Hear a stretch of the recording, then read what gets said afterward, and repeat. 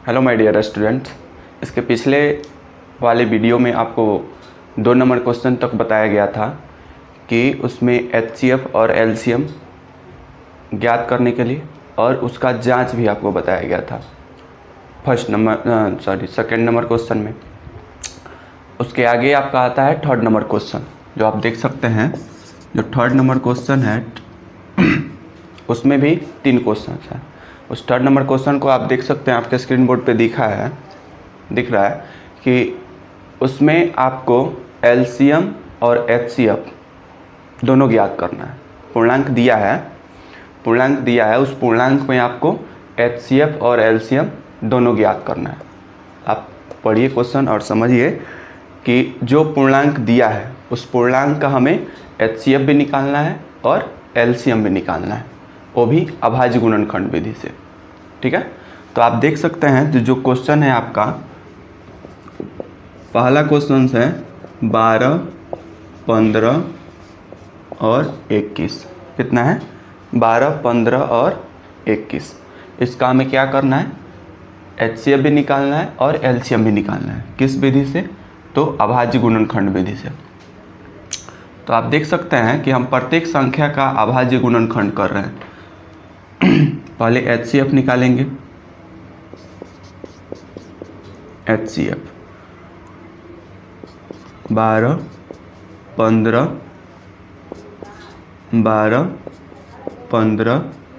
और 21 का अभाज्य गुणनखंड विधि से 12, 15 और 21 का हम एचसीएफ ज्ञात कर रहे हैं। इसको किस संख्या से पहले कटाइएगा?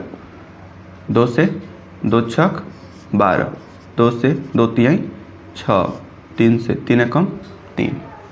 एक को नहीं कटाना है। चलिए, इसका तो अभाज्य हो गया, खंड हो गया।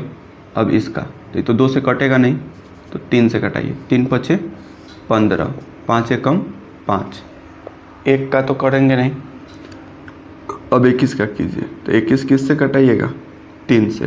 3 सत्ते 21, 7 एकम 7। फिर एक तो कटाइएगा नहीं। देखिए, हमने तीनों संख्या का अलग अलग खंड किया है। तीनों संख्या का अलग अलग खंड किया है। खंड करने के बाद हम इसे एक बार लिखेंगे इस रूप में, यानी कि 12 is equal to 2 into 2 into 3, 15 equal to 3 into 5,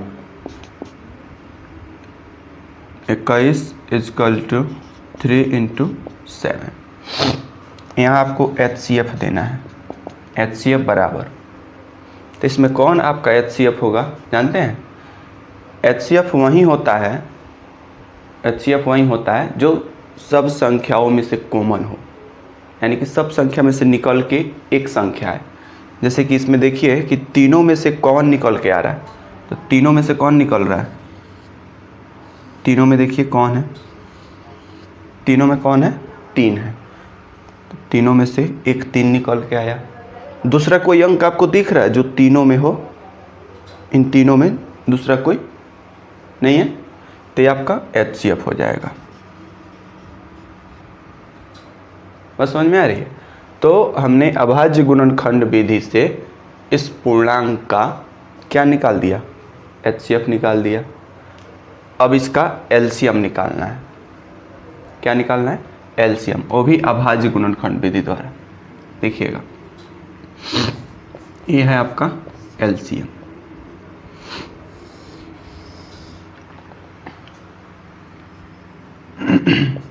बारह, 15 और 21 का सेम प्रोसेस है। जो प्रोसेस आपका ई है, कहाँ तक? यहाँ तक। जो प्रोसेस आपका ई है वही प्रोसेस आपको यहाँ भी लगाना पड़ेगा। एक क्वेश्चन में हम समझा दे रहे हैं, एक क्वेश्चन में हम बता दे रहे हैं, अगले क्वेश्चन में हम यहीं तक दोनों क्वेश्चन में सॉल्व कर लेंगे। ठीक है, समझिएगा। देखिएगा, दोनों प्रोसेस सेम जाएगा यहाँ तक, यहाँ से चेंज हो जाएगा। ठीक है, तो इसका भी हम खंड करेंगे, इसका भी खंड करेंगे, इसका भी खंड करेंगे। तो इसका खंड करेंगे 2 से। 2 छक 12, 2 तिहाई 6, 3 एकम 3। जैसे इसमें खंड किए हैं वैसे ही इसका खंड करना है।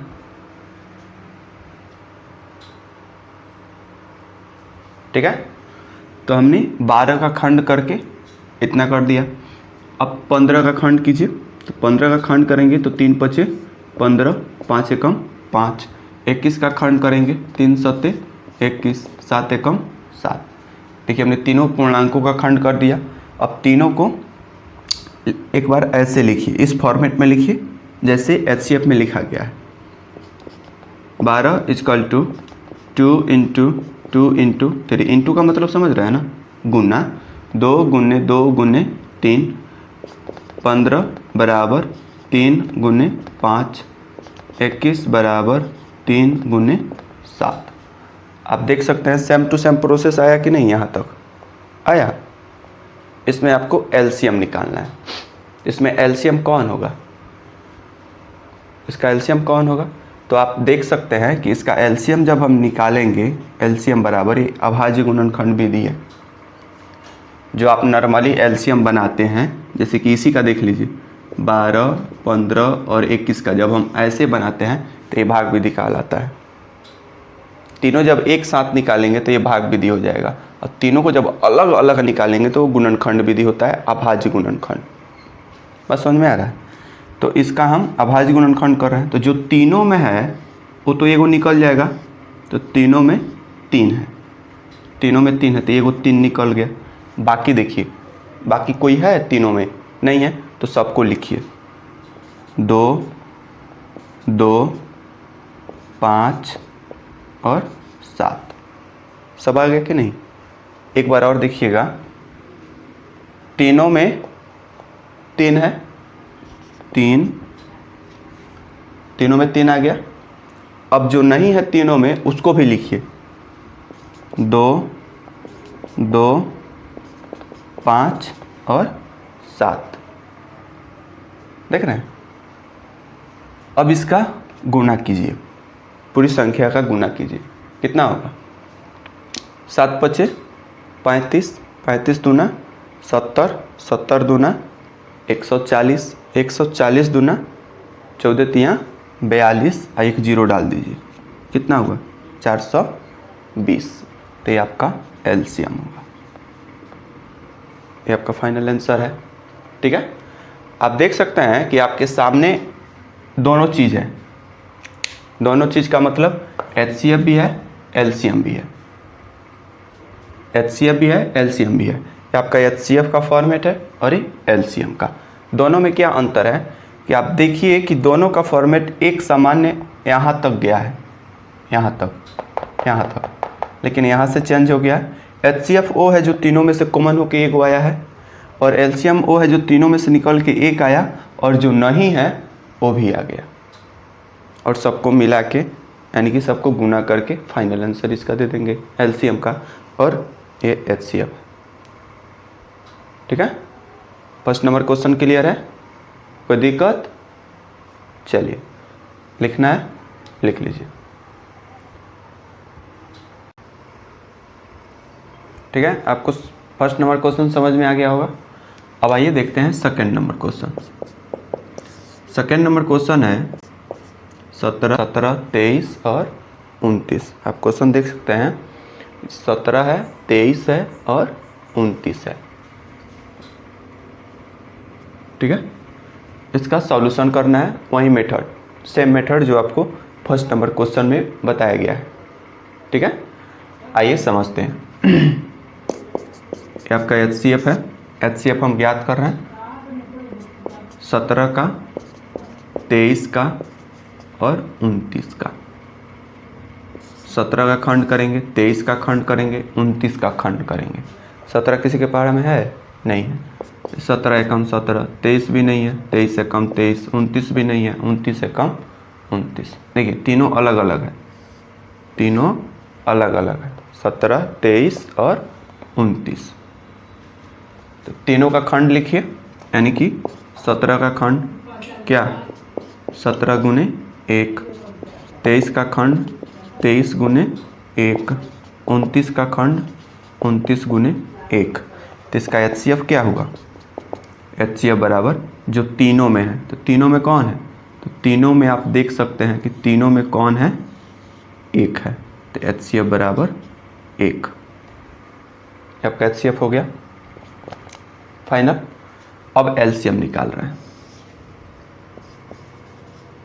LCM आपको क्या बताए थे कि दोनों क्वेश्चन में आपका सेम फॉर्मेट यहाँ तक जाएगा, यहाँ तक जाएगा। तो दोनों में देखिए, दोनों में कौन है। अब हम LCM निकाल रहे हैं, तो यहाँ आप ऐसे भी लिख सकते हैं कि अगर आपको यहाँ से LCM ज्ञात करना है, LCM बराबर तो तीनों में जो है उसको निकाल के एगो कर दीजिए, और जो नहीं है उसको भी। 17, 23 और 29, 17, 23 और 29।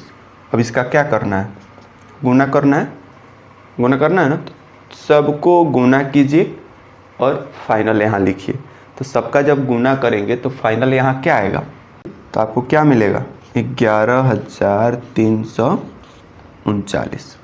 ये आपका LCM है और ये आपका HCF है। कैसे हुआ है समझ में आ रहा है ना। एक ही फॉर्मेट में दोनों निकल गया। फर्स्ट क्वेश्चन में आपको दोनों अलग अलग बताया गया था, और इस फॉर्मेट में आपको दोनों एक साथ हो गया। सेम आपका अभाज्य खंड ये भी करना पड़ेगा LCM में भी, तो हम उतना मेहनत काहे के लिए करेंगे, दोनों में हम काहे नहीं समझ लेंगे, दोनों में समझ सकते हैं, कोई दिक्कत नहीं है। तीनों में जो होगा वो आपका HCF है, और तीनों में से जो हो HCF आ रहा है उसको भी ले लीजिए, और जो नहीं है उसको भी ले लीजिए, और पूरा को गुना कर दीजिए तो LCM हो जाएगा। तो आपका HCF है 1 और ये आपका LCM है 11,339। कोई दिक्कत नहीं है। चलिए इसी पे आपको थर्ड नंबर क्वेश्चन समझाते हैं, देखिएगा। आप देख सकते हैं कि थर्ड नंबर क्वेश्चन जो है वो आपके स्क्रीन पे दिखाया गया है।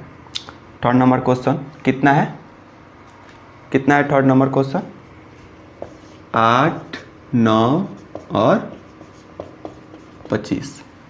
8, 9 और 25। इसका क्या करना है, अभाज्य गुणनखंड मेथड से HCF भी निकालना है और LCM भी निकालना है, दोनों निकालना है। तो आप 8 का निकालिए, 9 का निकालिए और 25 का निकालिए। क्या, HCF अभाज्य गुणनखंड विधि से सबका खंड करेंगे। सबका खंड कीजिए, 2 से 2 चौका 8, 2 दूना 4, 2 एकम 2। ये 8 का खंड हो गया। अब 9 का खंड, 3 तिरका 9, 3 एकम 3। ये 9 का खंड हो गया। 25 का खंड, 50, 25, 5 एकम 5। ये 25 का खंड हो गया। ठीक है। अब तीनों को इस रूप में लिखेंगे, 8 बराबर 2 गुने 2 गुने 2, 9 बराबर 3 गुने 3 और 25 बराबर 5 गुने 5। आप देख सकते हैं कि जब HCF ज्ञात करेंगे तो तीनों में से लेंगे। तो तीनों में कोई है, तीनों में कोई नहीं है। तो तीनों में कोई नहीं है तो कौन है, देखिए तीनों में 1 है, गुने 1 गुने 1 गुने 1 है कि नहीं है। तीनों में 1 है, तो तीनों में से कौन निकल के आएगा, 1 निकल के आएगा। तो आपका हो गया HCF बराबर 1 आ गया। HCF बराबर 1। यहीं पे हम LCM निकाल रहे हैं। LCM बराबर जो तीनों में से निकल के आया है O, और जो तीनों में है O, सबको लेना है LCM में। तीनों में से एक बार और सुन लीजिए, तीनों में से जो निकल के आया है O यानी कि 1, और जो तीनों में है O, तीनों में ये सब है, सब आ रहा है तीनों में। तो तीनों में कर लीजिए, गुने 2 गुने 2 गुने 2 गुने 3 गुने 3 गुने 5 गुने 5। ये देखिए है। अब सबका गुना कीजिए। सबका गुना करेंगे तो कितना होगा, गुना कीजिए, कितना होगा। सबका गुना करेंगे तो कितना होगा, आप देख सकते हैं। जब सबका एक बार गुना करेंगे, इसका हम गुना यहाँ लिख दे रहे हैं। सबका एक बार गुना करेंगे तो ये होगा 1800। अभी गुना करके देख लीजिए, अभी गुना करके देख लीजिए, सबका जब गुना करेंगे तो कितना होगा 1800। गुना तो आता होगा ना आपको, तो सबको गुना कीजिए और देखिए 1800 है कि नहीं है। तो ये आपका एलसीएम होगा फाइनल आंसर और ये एचसीएफ होगा आपका फाइनल आंसर। कोई दिक्कत समझने में? कोई दिक्कत नहीं है? ठीक है, आप देख सकते हैं पूरे फॉर्मेट को, कोई दिक्कत नहीं आना चाहिए। यहाँ से आप चाहें तो इसे हटा भी सकते हैं, कोई दिक्कत नहीं है। ठीक है, देखिए थर्ड नंबर क्वेश्चन है। तो थर्ड का 1 2 3 यानी कि 3 नंबर क्वेश्चन का तीनों सॉल्यूशन आपके सामने। समझने में कोई दिक्कत, कोई परेशानी अगर है तो कमेंट बॉक्स में जाइए, कमेंट करके बताइए। अगर समझने में प्रॉब्लम है, समझ में नहीं आ रहा है कि एलसीएम कैसे निकाल रहे हैं, एचसीएफ कैसे निकाल रहे हैं, तो आपको फिर से समझाया जाएगा। ठीक है, अब आगे बढ़ते हैं अगले क्वेश्चन के साथ। ठीक है, आपको थर्ड नंबर का थर्ड क्वेश्चन का तीनों क्वेश्चन का सॉल्यूशन आपको दिया गया है, कोई दिक्कत नहीं होनी चाहिए। अब आइए आगे बढ़ते हैं क्वेश्चन के साथ। क्वेश्चन नंबर 4, आप देख सकते हैं कि आपको स्क्रीन पे क्वेश्चन दिखाया जा रहा है 4 नंबर कि जो एचसीएफ आप निकाल रहे हैं, जो चीज़ आपको निकालनी है, सॉरी एचसीएफ नहीं निकालना है, एलसीएम निकालना है। उसमें एचसीएफ आपको दिया है, आपको एलसीएम ज्ञात करना है। आप क्वेश्चन देख सकते हैं कि एचसीएफ 306 और 657, एचसीएफ में है 306 और 657 और ये दिया हुआ है कितना 9। आपको ज्ञात क्या करना है, ये देख लीजिए, आपको ज्ञात करना है एलसीएम 306 657 बराबर 1 क्या होगा। और समझ में आ रहा है? ये एचसीएफ आपको दिया है, एचसीएफ आपको पूरा दिया है। ये बीच वाली चीज़ हम बता दे रहे हैं आपको क्या है, ये संख्या है। क्या है? संख्या है। आप इसको पहली संख्या और दूसरी संख्या मान सकते हैं, फर्स्ट संख्या और ये सेकेंड संख्या। इन दोनों संख्याओं का एचसीएफ आपको फाइनल दे दिया है। एचसीएफ वही तो लिखा है कि एचसीएफ 306 और 657 का ई एचसीएफ है 9 और इनका एलसीएम क्या होगा ये आपको बताना है। और समझ में आ रहा है? तो जब आप एलसीएम निकालिएगा तो आपको एक फार्मूला पता होना चाहिए कि फार्मूला आपको और भी बताया गया होगा सूत्र के अनुसार। फार्मूला जो आपका है वो क्या है, ध्यान से देखिएगा, पहली संख्या गुने दूसरी संख्या, पहली संख्या गुने दूसरी संख्या बराबर एचसीएफ गुने एलसीएम। ये फार्मूला आप जानते हैं? नहीं जानते हैं तो देख लीजिए। जब भी दो संख्या दिया हुआ हो और एचसीएफ एलसीएम में से कोई एक चीज़ दिया हुआ हो, अगर उसको आप निकालना चाहते हैं तो आप इस मेथड पे निकाल सकते हैं, इस फार्मूला पे निकाल सकते हैं। बस समझ में आ रही है?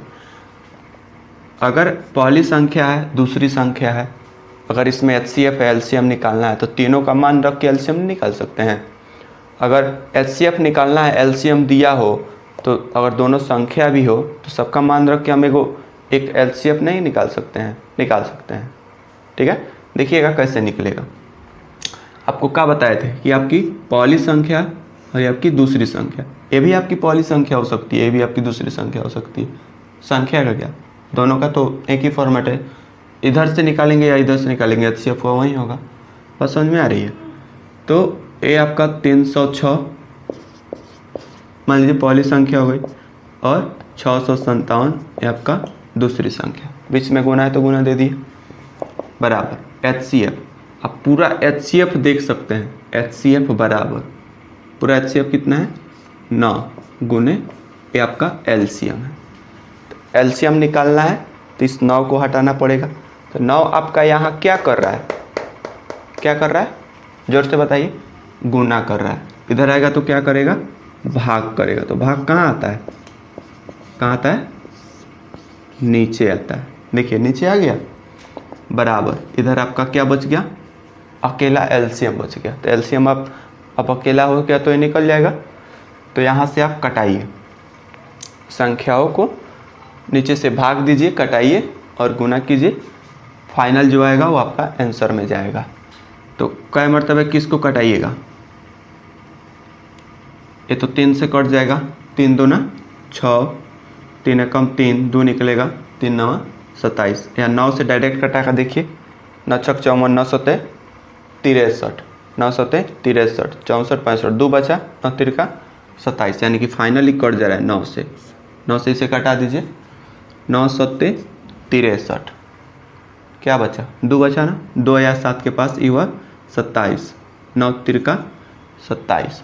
अब 306 और 73 का गुना कीजिए और फाइनल लिख दीजिए, 306 और 73 का गुना कीजिए और एलसीएम में डाल दीजिए, या इसे आप ऐसे भी लिख सकते हैं कि एलसीएम बराबर 306 गुने 73, 306 गुने 73। दोनों को गुना कीजिएगा तो कितना होगा, यहाँ लिखिए 306 और 73 का और गुना करके निकाल दीजिए, कितना होगा 22,338। आप इसका गुना करके देख सकते हैं कि कितना होगा 22,338। ये आपका फाइनल आंसर होगा। आप देखिए पूरे फॉर्मेट को देखिए, पूरा सॉल्यूशन आप देखिए कि पूरा सॉल्यूशन जो है आपके सामने है। एचसीएफ दिया है, हमें एलसीएम निकालना है क्या, और उसमें जो संख्या है वो पहली और दूसरी संख्या है। तो फार्मूला है पहली संख्या गुने दूसरी संख्या बराबर एचसीएफ गुने एलसीएम। ठीक है, आप देखिए जो सूत्र है आपका, जिस फार्मूला पे आपने बनाया है उस फार्मूला को देखिए, पहली संख्या गुने दूसरी संख्या बराबर एचसीएफ गुने एलसीएम। इस पे आप कोई भी क्वेश्चन ज्ञात कर सकते हैं एचसीएफ एलसीएम का, अगर संख्या दिया है तो। बस समझ में आ रही है। देखिए पूरा नीचे उसके जोड़ घटाव गुना भाग किया गया, जोड़ घटाव तो नहीं है, मतलब गुना भाग है, तो गुना भाग तो आपको आता ही है। तो क्या प्रॉब्लम है, हमने एलसीएम एकदम कटा दे निकाल दिया, कितना 22,338, जो आपका फाइनल आंसर है। ठीक है, आप नोट कर लीजिए, फिर आगे बताते हैं। ठीक है, आपने 4 नंबर क्वेश्चन तक समझ लिया। अब देखिए आगे बढ़ते हैं 5 नंबर क्वेश्चन के साथ। 5 नंबर क्वेश्चन है, आप देख सकते हैं 5 नंबर क्वेश्चन आपके स्क्रीन बोर्ड पे दिख रहा है कि जांच कीजिए कि क्या किसी प्राकृत संख्या 6 का पावर n अंक 0 पर समाप्त हो सकती है। क्वेश्चन क्या है कि क्या किसी प्राकृत संख्या 6 का पावर n 0 पर समाप्त हो सकती है। आइए समझते हैं। देखिए सबसे पहले तो आपको ये बताना चाहिए कि प्राकृत संख्या आखिर है क्या। प्राकृत संख्या क्या है, आपको पता है प्राकृत संख्या क्या है? प्राकृत संख्या वैसी संख्या है जो गिनतियों में आती है, जैसे कि 1 2 3 4 5 और ये अनंत तक जाता है कि नहीं है, ये अनंत तक जाता है, तो ये आपकी प्राकृत संख्या है। प्राकृत संख्या 6 का पावर n अंक 0 पर समाप्त होगा। आइए देखते हैं। तो इसका जब हम हल करेंगे, सॉल्यूशन निकालेंगे, यानी कि 6 का पावर n, अगर यहाँ कोई भी आप प्राकृत संख्या रखिए, कोई भी, जैसे 6 का पावर 1, 6 का पावर 2, 3, 4, आप इसको अनंत तक, ये अनंत तक जाएगा। आप कितना हो ले लीजिए, कोई दिक्कत नहीं। 6 का पावर 1 कीजिएगा, यानी कि 6 का पावर 1, 6 एकम 6, 6 का पावर 2, 4 छक 36, 6 का पावर 3, तो 6 को 3 बार गुना कीजिएगा तो कितना होगा, 6 छक 36, 36 छक 216, क्या हो गया 216, यानी कि 6 को 3 बार गुना किए, 6 को 4 बार गुना कीजिए तो ये होगा 1296। यानी कि आप कितना हो इसको गुना कर दीजिए, कितना हो इसका घात निकाल दीजिए, ये 0 पर समाप्त होने वाली संख्या नहीं है, ये 0 पर समाप्त हो ही नहीं सकती। बस समझ में आ रही है, ये 0 पर समाप्त होगी ही। तो 6 का पावर जो n है, अगर हम उसका अभाज्य, जैसे कि आपको बता दें, इसका अगर अभाज्य गुणनखंड करते हैं, आप यहाँ देख सकते हैं कि 6 का पावर n, इसका अगर हम अभाज्य गुणनखंड करें तो क्या मिलेगा, 2 और 3, और इसका पावर n, अभाज्य गुणनखंड करें तो क्या मिलेगा, 2 और 3 और इसका पावर n, यानी कि 3 दूना 6। 0 पर वही संख्या समाप्त होगी जीरो पर वही संख्या समाप्त होगी जिसके इकाई का अंक जीरो हो। जीरो पर वही संख्या समाप्त होगी जिसके इकाई का अंक क्या हो, जीरो हो। अगर वो जीरो नहीं है तो जीरो पर समाप्त नहीं है। जैसे कि 10 है, 10 जीरो पर है तो समाप्त है। 20 है, 30 है, 40 है, 50 है, 60 है, ऐसे करते करते बहुत सी संख्या, जैसे 420 है, 650 है, ये संख्या जीरो पर समाप्त हो सकती है क्योंकि इसके इकाई का अंक जीरो है। दूसरा फंडामेंटल ये है कि किसी भी संख्या का अभाज्य गुणनखंड, किसी भी संख्या का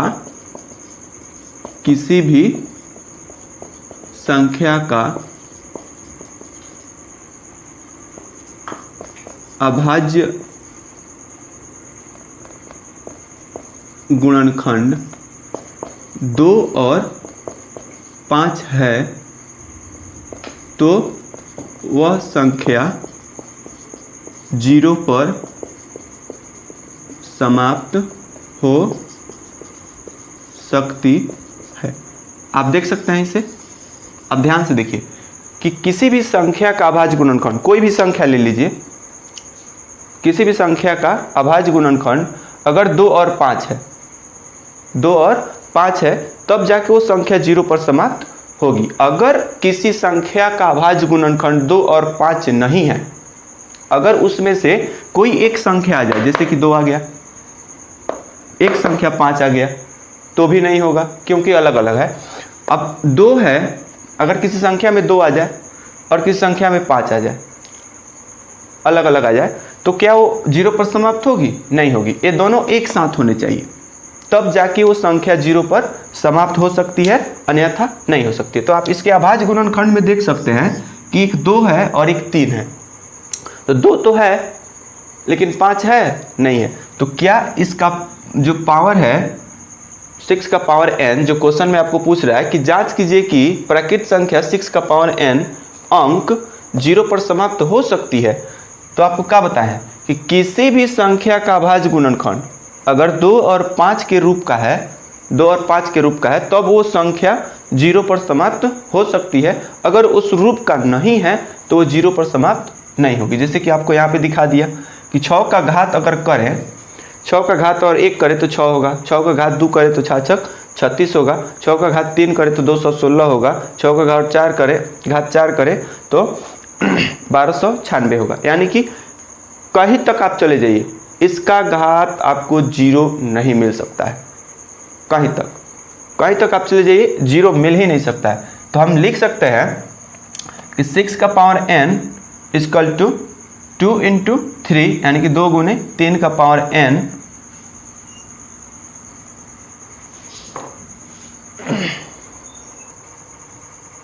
ठीक है। आप देख सकते हैं कि इसके अभाज्य गुणनखंड में 2 और 3 है, 5 तो है नहीं, तो क्या होगा? तो हम लिख सकते हैं कि 6 के पावर n के अभाज्य गुणनखंड में 5 नहीं है, अतः यह संख्या जीरो पर समाप्त नहीं हो सकती। ठीक है, आप देख सकते हैं पूरे फॉर्मेट को। आप पूरा सॉल्यूशन देखिए क्या है। जब तक कोई संख्या जीरो पर समाप्त नहीं, जब तक किसी इकाई का अंक जीरो नहीं होगा और जब तक किसी संख्या के अभाज्य गुणनखंड में 2 और 5 नहीं होगा, तब तक वो संख्या जीरो पर समाप्त नहीं हो सकती है। ठीक है, आप देख सकते हैं question.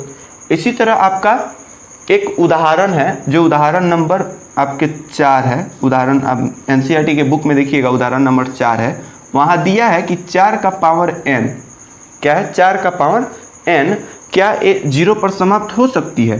Same to same process लगाइए, यही प्रोसेस है जो प्रोसेस आपको बताया है इस 6 का पावर n के लिए, उसके लिए भी यही प्रोसेस लगाइए कि क्या 4 का पावर n जीरो पर समाप्त हो सकती है। तो आप 4 का खंड कीजिए, 4 का खंड कीजिए, आपको क्या मिलेगा? 2 गुने 2 और इसका पावर n, 2 गुने 2 और इसका पावर n। जब हम 4 का खंड किए तो 2 गुने 2 मिला, तो क्या ये संख्या 0 पर समाप्त होगी? नहीं होगी। क्यों नहीं होगी? क्योंकि इसके अभाज्य गुणनखंड में सिर्फ क्या है? 2 है, 5 तो है नहीं। आपको फंडामेंटल ये बताया गया है, आपको ये चीज़ बताया गया है कि अगर किसी संख्या का अभाज्य गुणनखंड 2 और 5 है तो वह संख्या 0 पर समाप्त हो सकती है। अगर 2 और 5 नहीं है तो संख्या किसी भी हाल में कहीं तक अभाज्य गुणनखंड नहीं हो सकती है, यानी कि 0 पर समाप्त नहीं हो सकती है। अभाज्य गुणनखंड कर रहे हैं 0 पर समाप्त नहीं हो सकती है। तो आप देख सकते हैं कि इसके लिए भी वही नियम है, यानी कि 4 का पावर n बराबर 2 गुने 4। इसके गुणनखंड में क्या है? 2 और 2 है।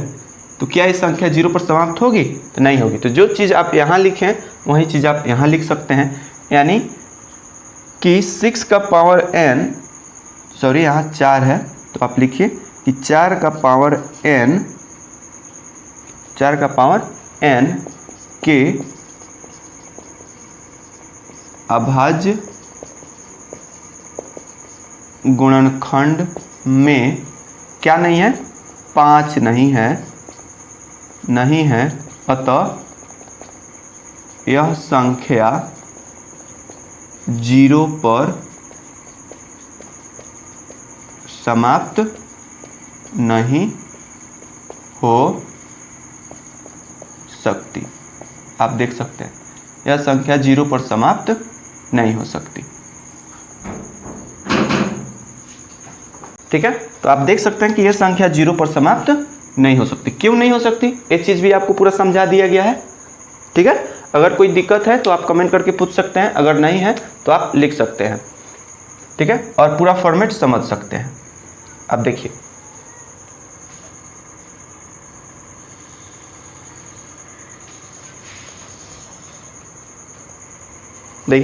ये इसका सही सॉल्यूशन है, ये तो आपको समझाया गया है, ये आपका सही सॉल्यूशन है। ऐसा कोई भी अगर क्वेश्चन आपको मिले, कोई भी क्वेश्चन अगर आप दिखे तो आप ऐसे बना सकते हैं। ठीक है, एक उदाहरण है, एनसीईआरटी का उदाहरण नंबर 4 है और ये आपका क्वेश्चन है। आप देख सकते हैं पूरा सॉल्यूशन आपके सामने, कोई दिक्कत नहीं होनी चाहिए। और ये तो याद रखिएगा, ये तो याद रखना पड़ेगा आपको कि कोई भी संख्या अगर है, अगर उसके अभाज्य गुणनखंड में 2 और 5 है तभी वो संख्या 0 पर समाप्त होगी। अगर नहीं है तो किसी भी हद तक आप चले जाइए वो 0 पर समाप्त नहीं होगी। ये चीज़ आपको याद रखना पड़ेगा। ठीक है, दोनों क्वेश्चन में देखिए कोई और दिक्कत नहीं होनी चाहिए। अगर दिक्कत है तो आप कमेंट करके पूछ सकते हैं, फिर आपको अगला क्वेश्चन बताते हैं। अगर लिखना है तो इसको लिख लीजिए।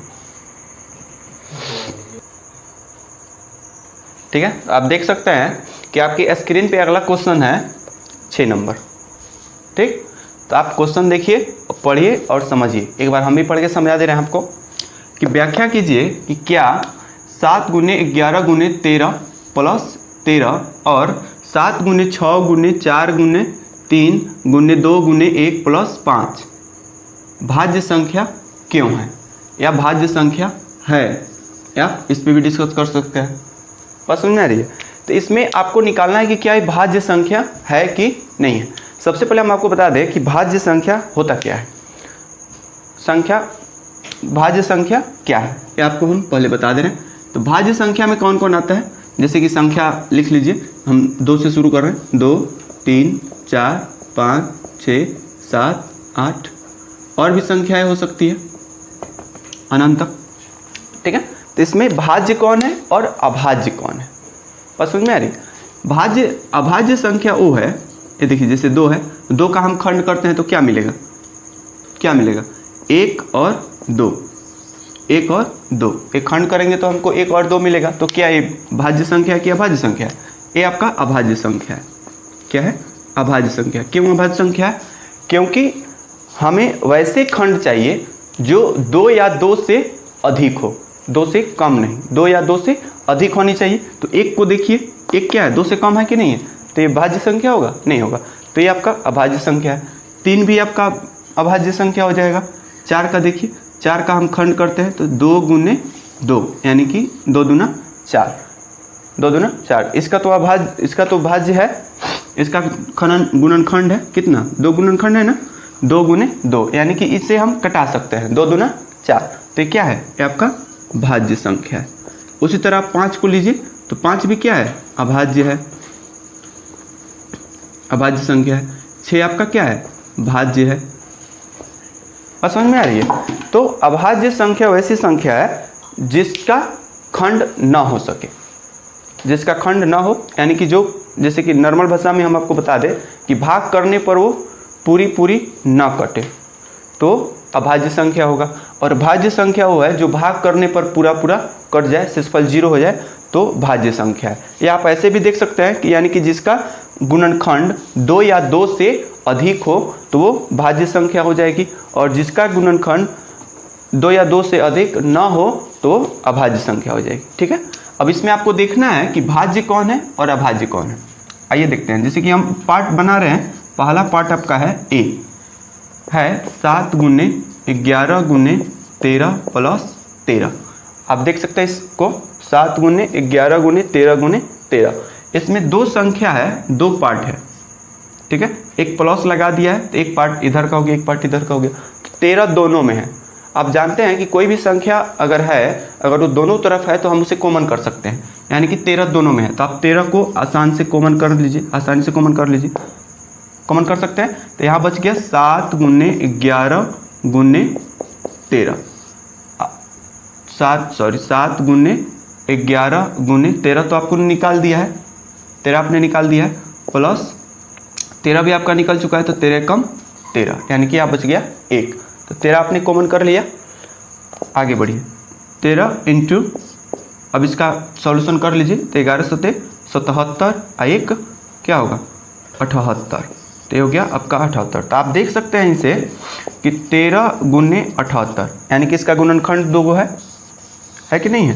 तो आपको क्या बताया गया है कि जिस संख्या का गुणनखंड 2 या 2 से अधिक हो तो इसका 2 है कि नहीं है। तो ये क्या है, ये भाज्य संख्या है।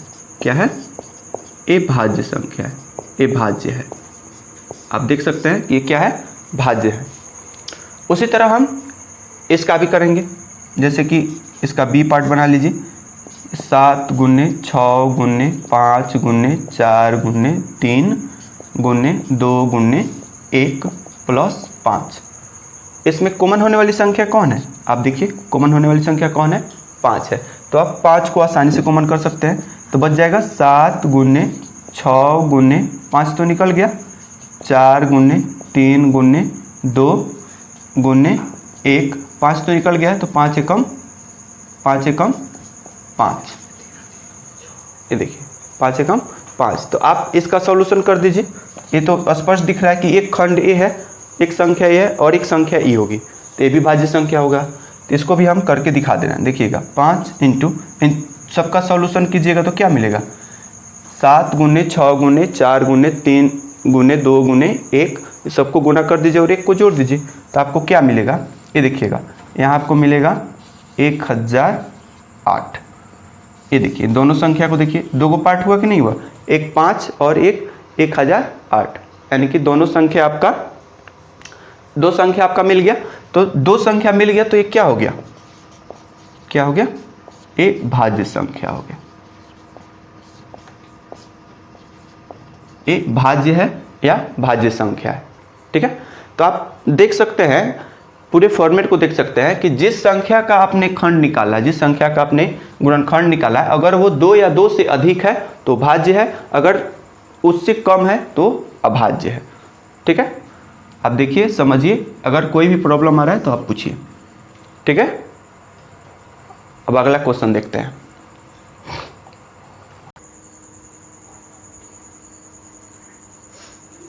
ठीक है, तो आपने वहां तक क्वेश्चन सॉल्व कर लिया।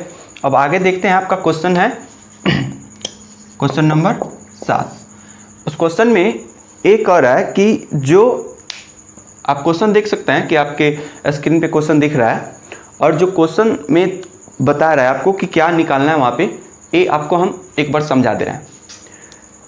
एक वृत्ताकार मैदान है, देख सकते हैं, एक मैदान है, मैदान तो गोल ही होता है।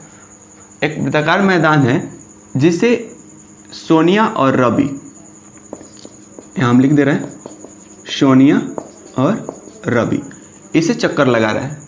यहाँ से मान लीजिए शुरू किए, यहाँ से चलना शुरू किए, यहाँ से चक्कर स्टार्ट किए। सोनिया जो है वो 18 मिनट का समय लेती है और रवि जो है वो 12 मिनट का समय लेता है। ये देखिए सोनिया और रवि जो है इस चक्कर को लगा रहा है, ये 18 मिनट और ये 12 मिनट। और समझ में आ रही है? तो कब दोनों एक समय पर एक स्थान पर पहुंच जाएंगे? कब?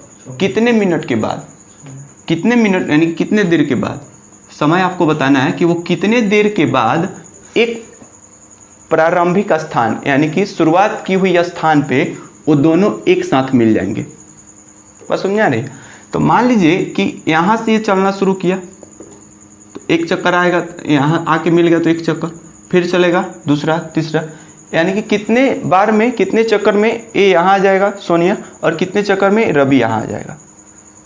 बस समझ में आ रहा है? तो दोनों का हम क्या करेंगे, एक सिंपल सा लॉजिक है कि दोनों कितने मिनट में मिलेंगे, दोनों कितने मिनट में मिलेंगे, तो आप दोनों का क्या कीजिएगा, एलसीएम कर दीजिए।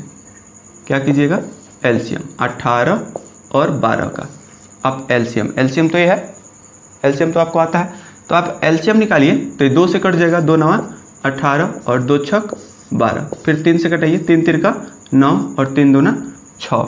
अब इसमें तो कोई कटने वाला नहीं है, तो इसका एलसीएम कितना होगा, एलसीएम बराबर 2 गुने 3 गुने 3 गुने 2, 2 तिहाई 6, 6 तिरका 18, 18 दूना 36, यानी कि दोनों कितने मिनट में वहाँ चले जाएंगे, प्रारंभिक स्थान पे अपने 36 मिनट पे चले जाएंगे।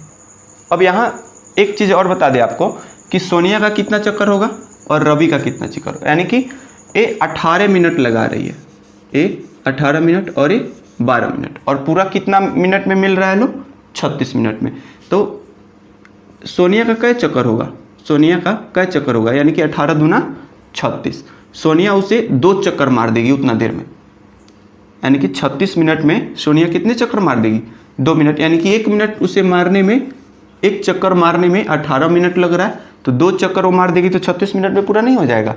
आई देखिए रवि का, देखिए रवि जो है उतना ही देर में 3 राउंड मार दे रहा है, रवि उतना ही देर में 3 चक्कर मार दे रहा है, एक चक्कर आ जाइए 12, दूसरा चक्कर 24, तीसरा चक्कर 36, यानी कि रवि उसे 3 राउंड घूम जा रहा है, 3 राउंड में वो अपने प्रारंभिक स्थान पे पहुंच जा रहा है, और सोनिया जो है 2 राउंड में वो अपने प्रारंभिक स्थान पे पहुंच जा रही है, जो दोनों का सेम मिनट है, कितना, 36 मिनट, यानी कि 36 मिनट के बाद वो दोनों अपने प्रारंभिक स्थान पे मिल जा रहा है। बस समझ में आ रही है? तो ऐसा अगर कोई भी क्वेश्चन हो तो आप इसे सॉल्व कर सकते हैं, यानी कि आप इसका एलसीएम निकाल के बता सकते हैं। बस समझ में आ रही है? इसी के साथ आपका आज का लेसन समाप्त होता है, और आगे का लेसन आपको आगे के वीडियो में, ठीक है, तो इसके आगे का लेसन अगले वीडियो में आपके साथ लेके मिलेंगे। तब तक के लिए आप अगर इसे लिखना चाहते हैं तो लिख लीजिए, अगर समझ में आए तो कमेंट करके बताइए, अगर ना समझ में आए तो भी कमेंट करके बताइए, आपके हर प्रॉब्लम का सॉल्यूशन मिलेगा। ठीक है, जय हिंद।